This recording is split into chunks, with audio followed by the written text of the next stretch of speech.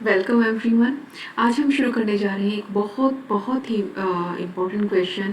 भारतीय चुनाव प्रणाली के दोष और उसे दूर करने के सुझाव या सुधार। Demerits and suggestion to reform electoral system of India, Chapter 5. As you know, we belongs to world's most rich and large democratic country. जहाँ पर तकरीबन 83 करोड़ 41 लाख के अराउंड जो है मतदाता हैं, जिन्हें वोट डालने का अधिकार है और सरकार चुनने का पूरी तरह से अधिकार है। तो इस इतनी बड़ी जनसंख्या में, इतने बड़े विविधताओं से भरे हुए इस देश में, जहाँ पर बहुत सारे धर्म, जाति, वेशभूषा, भाषाओं के लोग रहते हैं, तो ऐसे में ये जो लोकतंत्र का महाकुंभ है, इलेक्शंस है, उसमें कुछ ऊपर नीचे सिचुएशन जरूर बन जाती हैं। कुछ बातें जो है ऐसी हो जाती हैं जो कि नहीं होनी चाहिए भारतीय लोकतंत्र की इमेज को देखते हुए। यहाँ आज जो हम डिस्कस करने वाले हैं वो यही है कि कौन कौन से दोष हैं। सबसे पहला तो हम इसमें यही आज डिस्कस करेंगे कि भारतीय चुनाव प्रणाली में जो है दोष कौन कौन से हैं। जी, हम दोष पर पहले डिस्कस करने वाले डिमेरिट्स और weakness of Indian electoral system. तो सबसे पहले दोष की अगर बात करें तो सबसे पहले है कि चुनाव में धन की बढ़ती हुई भूमिका, the increasing role of money in elections. भारतीय चुनाव प्रणाली का सबसे बड़ा दोष चुनाव में धन की बढ़ती हुई भूमिका। धन बहुत डिमांड में है। भारतीय चुनाव में धन के प्रयोग अंधाधुंध तरीके से किया जाता है, बल्कि प्रयोग में इसको कहेंगे कि दुरुपयोग किया जाता है, जो कि राजनीति को काफ़ी भ्रष्ट कर देता है। भारत में काले धन का बहुत ज़्यादा यूज़ होता है। चुनाव में लोग इतना पैसा खर्च करते हैं, शराब पिलाते हैं, वोटों को खरीदते हैं, उम्मीदवारों को धनी लोगों द्वारा खड़ा किया जाता है। यानी जो अमीर लोग हैं वो उम्मीदवारों को खड़ा कर देते हैं। जब उम्मीदवार जीत जाता है तो उससे फिर वो इन बैक बहुत सारे जो है गलत काम करवाते हैं, जैसे कि गलत प्रोजेक्ट को पास करवाना, उनके फेवर की चीज़ें करवाना। इसके अलावा एक छोटा सा जैसे मतदाताओं को लाने ले जाने के लिए गाड़ियों का प्रयोग करना। आज का चुनाव पैसे के बल पर ही जीता जा सकता है और इस धन ने मतदाताओं, राजनीतिक दलों और प्रतिनिधियों आदि सबको भ्रष्ट कर दिया है। अगर एक अनुमान की बात करूँ तो 1952 में अगर खर्च की तुलना की जाए आज में, 2014 में ही कर ली जाए, तो लगभग 328 गुना बढ़ा है धन। यानी 1952 में अगर 1 रुपया खर्च किया जाता था तो आज 328 रुपये खर्च किया जाता है। तो इस तरह से 328 गुना, जो अपने आप में ही बहुत बड़ी मात्रा है। अगर 17वीं लोकसभा चुनाव के कुल खर्च की बात करें तो 70,000 करोड़ रुपए खर्च हुआ है, यानी कि प्रत्येक व्यक्ति पर 60 रुपये, जो कि अगर 2014 की बात करें तो प्रत्येक व्यक्ति पर 41 रुपये ही था। सोचो 5 साल में ही सीधा 20 रुपये बढ़ गया है। 3426 करोड़ खर्च किया जा रहा था और अब एकदम से इतना ज़्यादा। तो ये अपने आप में जो है बहुत ही गलत बात है कि चुनाव में धन का बोलबाला है। दूसरा है फिर जाति और धर्म के नाम पर वोट मांगना। ये तो एक ऐसा पॉइंट है कि भारत में सांप्रदायिकता का बहुत अधिक प्रभाव देखा जाता है। धर्म, जाति के नाम पर खुले वोट मांगे जाते हैं। राजनीतिक दल भी अपने उम्मीदवार खड़े करते हैं, समय इस बात को ध्यान में रखते हैं कि उसी जाति और धर्म का उम्मीदवार खड़ा करने का प्रयत्न करते हैं जिस जाति का उस निर्वाचन क्षेत्र में बहुमत हो। भारत में अब तक जो चुनाव हुए हैं उनके आंकड़े भी इस बात का समर्थन करते हैं। 16वीं लोकसभा की बात करें तो इसमें भी बहुत सारे ऐसे आप देखेंगे एग्जाम्पल्स की जाति और धर्म के नाम पर बहुत ज़्यादा जो है लोगों को खड़ा किया गया। भारत के इतिहास में ऐसा नहीं देखने को मिला। तीसरा, मतदाता सूचियों को बनाए जाने में लापरवाही, carelessness in preparing the electoral list. यह भी देखा गया कि भारत में जब मतदाता सूचियाँ बनाई जाती हैं तो उसमें बहुत लापरवाही होती है। कई बार जानबूझकर, कई बार अनजाने में पूरे के पूरे मोहल्ले ही गायब कर दिए जाते हैं मतदाता सूची से। राज्य सरकार के कर्मचारियों द्वारा ये बनाई जाती हैं, जो कि स्थायी कर्मचारी नहीं होते चुनाव आयोग के, तो बड़ा ही मनमानी से काम करते हैं और ये मतदाता सूचियाँ बनाने का काम उन्हें फिजूल का लगता है। विभिन्न विभागों के जैसे कर्मचारी, पटवारी हो गए, स्कूल के टीचर्स हो गए, उनसे ये काम करवाया जाता है। तो ये देखने में आता है कि नई मतदाता सूची बनाते समय नए मतदाताओं के नाम तो जोड़ दिए जाते हैं, परंतु जो जिनकी मृत्यु हो चुकी है उनके नाम यूं के यूं पड़े हैं, जो के त्यों पड़े हैं। कई बार नामों में बहुत ज़्यादा अंतर होता है। आप कभी देखना मतदाता सूची आपके घर में कभी आए तो इस चीज़ को ऑब्जर्व करना कि कई बार नाम पूरे के पूरे मम्मी के फ़ोटो के आगे पापा का नाम है, पापा के फ़ोटो के आगे मम्मी का नाम है। आपका कंप्लीट नाम ही गलत दे रखा है। तो ये बहुत सीधी मिस्टेक्स हैं जो कर दी जाती हैं। तो ये एक बहुत बड़ा दोष है भारतीय चुनाव के दौरान जो देखने को मिलता है। फिर है सरकारी तंत्र का दुरुपयोग। भारतीय चुनाव व्यवस्था की एक गंभीर त्रुटि ये है कि मंत्रियों द्वारा अपने दलों को लाभ पहुंचाने के लिए जो सरकार का सिस्टम है उसका गलत प्रयोग किया जाता है। वोट बटोरने के लिए मंत्रियों द्वारा लोगों को तरह तरह के आश्वासन दिए जाते हैं। विभिन्न वर्गों के लिए अनेकों अनेक रियायतें और सुविधाएं देने की घोषणा की जाती हैं। अनेक प्रकार की विकास योजनाओं की घोषणा की जाती है, जैसे कारखानों, स्कूल, कॉलेजेस, हॉस्पिटल्स, पुल, ये सब बनाना, ऐसी घोषणाएं कर दी जाती हैं। जैसे कि सरकारी कर्मचारियों के वेतन भत्ते में वृद्धि कर दी जाएगी, किसानों के कर्जे माफ़ कर दिए जाएंगे। तो इस तरह की घोषणाएं होती है, लेकिन वास्तव में क्या करते हैं, इम्प्लीमेंटेशन नहीं होता। इसके अतिरिक्त सरकारी गाड़ियों का वो प्रयोग करते हैं। मान लो कोई राज्य सरकार, अभी फिलहाल आपके राज्य में जो सरकार है, जब इलेक्शंस होंगे, जो सरकारी गाड़ियां हैं उनको वो सत्ता में बैठी हुई तो जैसे चाहे जिस मर्जी से चाहे, धन का भी चाहे वैसे ही वो प्रयोग कर लेती हैं। तो ये चीज़ भी देखने को मिलती है। फिर पांचवा पॉइंट है राजनीतिक दलों को मतों के अनुपात से स्थानों की प्राप्ति न होना। Seats not is proportion to votes. देखा गया है कि चुनाव में राजनीतिक दलों को उस अनुपात में विधानमंडलों में स्थान प्राप्त नहीं होता जिस अनुपात में उन्हें प्राप्त होना चाहिए।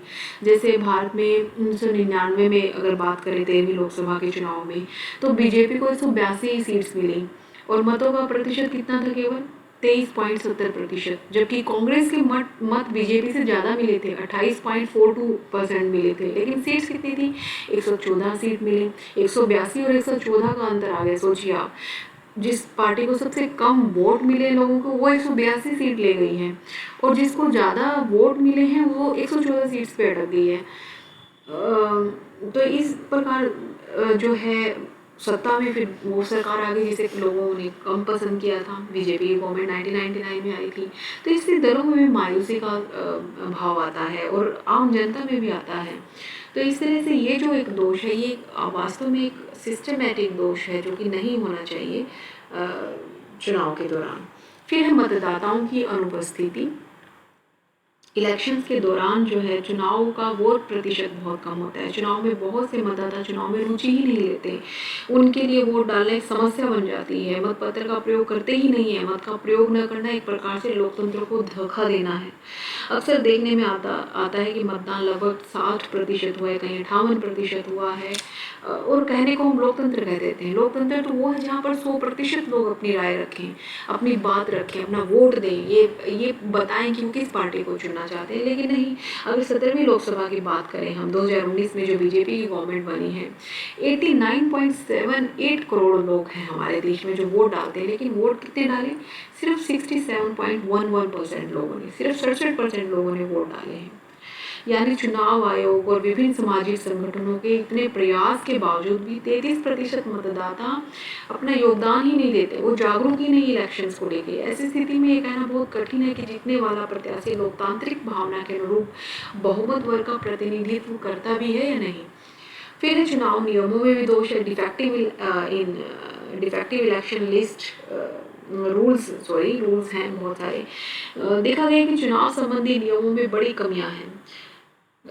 चुनाव में जैसे कई अनियमितताएं बरती जाती हैं जो कि न्यायालयों के सामने सिद्ध भी हुई हैं। कई बार इन अनियमितताओं को न्यायालय के सामने सिद्ध करना बड़ा कठिन भी हो जाता है।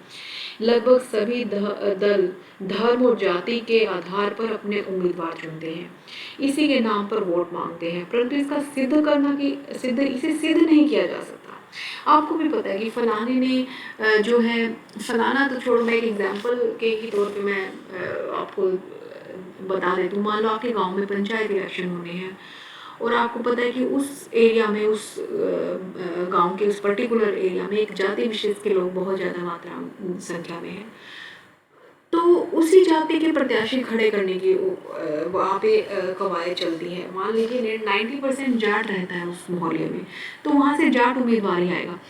लेकिन ये बात सिद्ध करें कैसे न्यायालय के सामने कि यहाँ पर जाति के आधार पर उम्मीदवार को खड़ा किया गया। तो ये अपने आप में एक बहुत बड़ा दोष है। तो इसे सिद्ध करना बड़ा मुश्किल है। जैसे कि सभी उम्मीदवार जो हैं मतदाताओं को लाने ले जाने में गाड़ियों का उपयोग करते हैं, जो कि अनुचित है इलेक्शन कमीशन की तरफ से कि मतदाता खुद से वोट डालने जाएगा। कोई उम्मीदवार अपनी गाड़ी में बैठा के भर भर के लोगों को वोट डालने के लिए मतदाता केंद्र पर नहीं भेजेगा, लेकिन ऐसा नहीं होता। जाते हैं लोग, गाड़ियों में जाते हैं उम्मीदवारों की, लेकिन इसको सिद्ध नहीं करना बड़ा ही मुश्किल हो जाता है। तो ये छोटी छोटी त्रुटियां हैं जो इलेक्शन कमीशन के सामने भी आई है। आठवां एक बहुत इंपॉर्टेंट है कि राजनीति का अपराधीकरण हो गया, यानी कि अपराधियों की संख्या भारतीय राजनीति में बहुत अधिक बढ़ती जा रही है।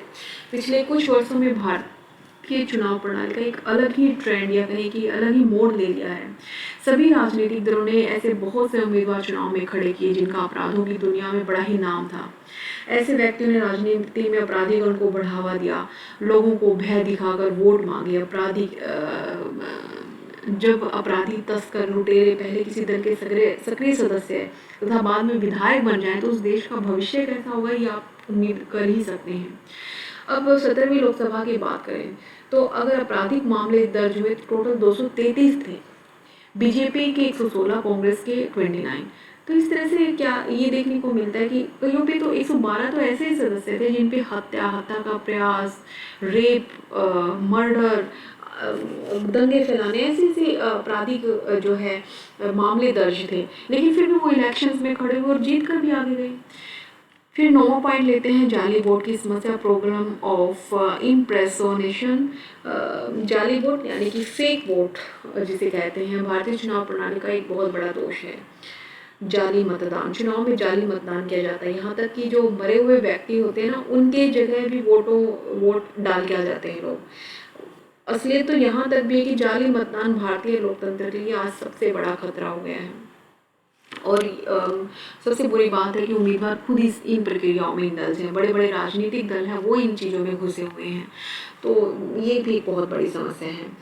एक 10वीं एक बहुत ही प्रैक्टिकल सी समस्या है कि चुनाव में एक चुनाव क्षेत्र से एक प्रत्याशी चुनकर जाना होता है, लेकिन इतने चुनाव प्रत्याशी खड़े हो जाते हैं जिससे वोट बढ़ जाता है, तो बहुमत भी नहीं मिल पाता। तो ये एक बहुत बड़ी समस्या है। यहाँ एग्जाम्पल के थ्रू मैं आपको समझाऊँ, जैसे कि 17वीं लोकसभा में 7 नेशनल पार्टी हैं, 59 स्टेट पार्टीज हैं और 419 से ऊपर अलग गैर मान्यता प्राप्त दल हैं। इनमें केवल 36 राजनीतिक दलों के प्रतिनिधि ही निर्वाचित होकर लोकसभा में पहुंचे, बल्कि जितने भी लगभग 500 के आसपास जो हैं दल हैं उन्हें कोई विजय, एक जीरो कैंडिडेट मतलब जीता, उनका कोई कैंडिडेट नहीं जीता, लेकिन इतनी पार्टीज हैं, इतने उम्मीदवार खड़े हो रहे हैं।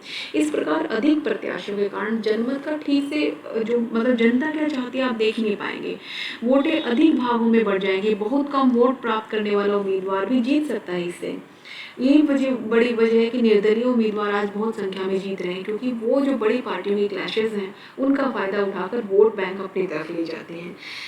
तो ये एक बहुत बड़ी समस्या देखने को मिलती है। 11वां पॉइंट है प्रतिनिधियों को वापस बुलाने की I am extremely sorry about that, this is recall, it means वापस बुलाना। तो प्रतिनिधियों को वापस बुलाने की व्यवस्था नहीं है। अगर आप स्विट्ज़रलैंड का एग्जाम्पल देखेंगे तो वहाँ पर अगर जनता के द्वारा कोई प्रतिनिधि चुनकर जाता है और जनता को लगता है कि वो ठीक से काम नहीं कर रहा तो उसे वापस बुला लेती है जनता। कथित हस्ताक्षर होते हैं, लिख कर दिया जाता है और उस प्रतिनिधि को वापस बुला लिया जाता है। इससे फ़र्क क्या पड़ता है कि जो प्रतिनिधि चुनकर गया है वो ढंग से काम करता है पूरे 5 साल, कहीं उसे डर लगा रहता है कहीं उसे वापस ना बुला ले जनता। तो इस वजह से ये एक बहुत इम्पैक्टिव फैक्टर है जो कि भारत में देखने को नहीं मिलता। प्रतिनिधियों को अपने उत्तरदायित्व का आभास करवाने के लिए वापस बुलाने की व्यवस्था बहुत अच्छी है ताकि वो अपने कर्तव्य को अच्छे से निभा सके, लेकिन भारत में इसका अभाव है जो अपने आप में ही एक दोषपूर्ण नीति कही जा सकती है। फिर अत्यधिक राजनीतिक दल, टू मैनी पॉलिटिकल पार्टीज। भारत एक बहुदलीय प्रणाली वाला देश है। भारत की बहुदलीय प्रणाली के कारण हुए जनमत विभाजन के परिणाम स्वरूप पिछले 3 दशकों से भारत में गठबंधन सरकार का युग रहा है, यानी कि गठजोड़ की सरकार। किसी एक पार्टी को बहुमत मिल ही नहीं पाया, फिर आपस में इधर उधर से जोड़ तोड़ के पार्टीज बनती हैं। तो ऐसे जोड़ तोड़ की जब पार्टीज बनेगी तो वो यूं ही तो बनते नहीं है कि अच्छाई में आके चलो दोस्ती में आके 4 पार्टियां इकट्ठी हो गई या 20 पार्टियां इकट्ठी हो गई चलो देश को चलाते हैं। उनमें से बहुत सारी पार्टियों का लालच होता है, वो इस लालच में आती है गठबंधन में कि आप हमें ये मंत्री पद देंगे या आप हमें ये मंत्रालय देंगे, ये सुविधाएं देंगे तो हम आपको अपना समर्थन देते हैं। तो इस तरह से क्या है कि एकजुट होकर पार्टियां आ तो जाती हैं, लेकिन एक बार सत्ता में आने के बाद जो थोड़ा सा जो कि नेतृत्व करने वाला दल है उसके लिए बड़ा दिक्कत हो जाता है। उसे डर लगा रहता है कि कोई उम्मीदवार अपना नाम वापस ना ले ले या उसकी सरकार ना गिर जाए। तो वो हमेशा जो मनमानी होती है इन छोटे छोटे दलों की वो मानता रहता है। 5 साल ऐसे ही निकल जाते हैं इस डर में। इससे क्या खुलकर पार्टी अपना काम नहीं कर पाती है, सरकार अपना काम नहीं कर पाती, उसे हमेशा इस बात का डर लगा रहता है कि उसकी सरकार ना गिर जाए। तो वो क्या करेगी, वो जो बचे हुए उसके दल है उनको खुशामद करने में, उनको खुश करने में लगी रहती है, बजाय कि भारत को भारतीय विकास या देश के विकास या योजनाओं को लेकर आने में उनका ध्यान हो। ऐसा दिखाई नहीं देता है। प्रत्याशियों के लिए अधिकतम आयु की कोई सीमा नहीं है। देखिए भारतीय चुनाव अधिनियम में ये साफ साफ है कि न्यूनतम आयु डिसाइड है। लोकसभा या राज्य विधानसभा में 25 से कम वाला, राज्यसभा में 30 से कम एज वाला और राष्ट्रपति के लिए 35 से कम एज वाला जो है चुनाव नहीं लड़ सकता। लेकिन अधिकतम डिसाइड नहीं है। आप देखेंगे कि 85 एज के 92 एज तक के जो है इलेक्शंस लड़ रहे हैं। देखिए वो एक जब रिटायरमेंट की एज एक सरकारी कर्मचारी की 60 कर दी गई है, ये वो इसीलिए की गई है कि एक समय के बाद जो है आपका मानसिक और शारीरिक जो वर्कलोड लेने की क्षमता है वो कम हो जाती है। तो आपको रिटायरमेंट दे दी जाती है कि अब आपको आराम से बैठने के आपके दिन है। तो राजनीति में ऐसा क्यों नहीं है? राजनीति में इतने वृद्ध जो कि कभी भी किसी टाइम मर सकते हैं, कभी भी बाई इलेक्शन करवा सकते हैं, यानी कि दुगना खर्चा। एक तो जब इलेक्शन एक पहली बार करवाया तब खर्चा इलेक्शन कमीशन का, फिर वो मान लो 2-4 महीने बाद या 1-2 साल बाद एक्सपायर हो गए तो बाई इलेक्शन का फिर से खर्चा। ये तो चलो एक फनी हो गया कि ऐसा भी हो सकता है, बट 92, 93, 85 की एज पर इलेक्शन लड़ना अपने आप में ही ये दिखाता है कि ये एक तरह का लालच है जो कि नहीं होना चाहिए। जिस तरह सरकारी सेवाओं में एक रिटायरमेंट एज है वैसे ही पॉलिटिकल पार्टीज़ के लिए भी कर देनी चाहिए।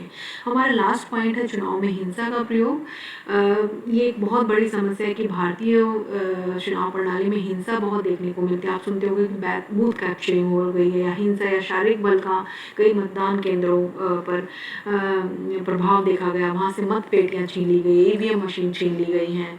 तो ये एक स्वाभाविक सा या यूँ कहें कि प्रैक्टिकल सी एक समस्या है भारतीय चुनाव के दौरान हिंसा का बहुत अधिक प्रयोग होना। तो ये नहीं होने चाहिए। तो ये हमारे जो हैं अभी तक हमने चुनाव में भारतीय चुनाव के सामने जो दोष हैं वो हमने किए हैं। नेक्स्ट वीडियो में हम सुधार की बात करेंगे, यानी कि आप अगर दोष अच्छे से कर लेंगे तो ठीक इसका उल्टा सुधार होंगे। तो वो हम जो है नेक्स्ट वीडियो में करेंगे। आज के लिए इतना ही। Thank you.